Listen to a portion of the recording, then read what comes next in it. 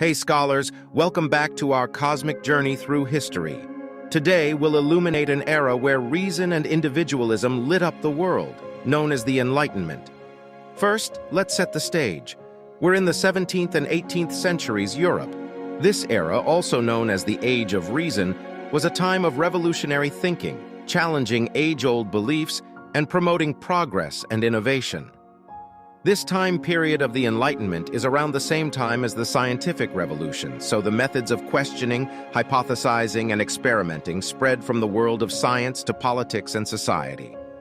So, what were the hot topics? Well, let's talk social contract. After the English Civil War, people began to question what exactly the role of government was supposed to be. How should the government control human behavior? This was the question on the minds of Thomas Hobbes and John Locke. Hobbes and Locke had different views on this. Hobbes believed in a strong central authority to avoid the state of nature, which he saw as evil, selfish, and chaotic. Locke, however, emphasized individual rights and believed that governments should protect these rights. If not, people have the right to revolt. These philosophies on government are still present even today, where we see societies with monarchies often agree with the need for a strong monarch, whereas democracies model their governments off of Locke's reasoning that humans deserve individual rights and freedoms. The Enlightenment was bursting with other brilliant minds that questioned the world. Rousseau favored a direct democracy, where people exercise sovereignty. Voltaire championed freedom of speech and religion as rights that must be protected. Montesquieu proposed the separation of powers in government to prevent absolute rule. Wollstonecraft advocated for women's rights and education. And Beccaria? He pushed for criminal justice reform, condemning torture and calling for fair trials.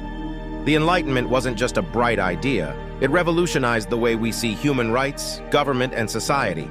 And its impact? It's all around us, in our democratic values, in our justice system, and in the free speech we exercise. This change in society was massive and would lead to a new way of thinking, not just in Europe, but eventually worldwide. The Enlightenment challenged the existing ideas about society and government. People began to believe more in equality and the ideas of individualism, the idea that people can think for themselves. And that's a wrap on the Enlightenment, an era that changed the world one idea at a time. Remember, each new idea can be a light in the dark. So keep asking questions, keep exploring, and most importantly, keep thinking. Be sure to like, share, and subscribe, and let us know your thoughts in the comments below. Until next time, keep lighting up your world.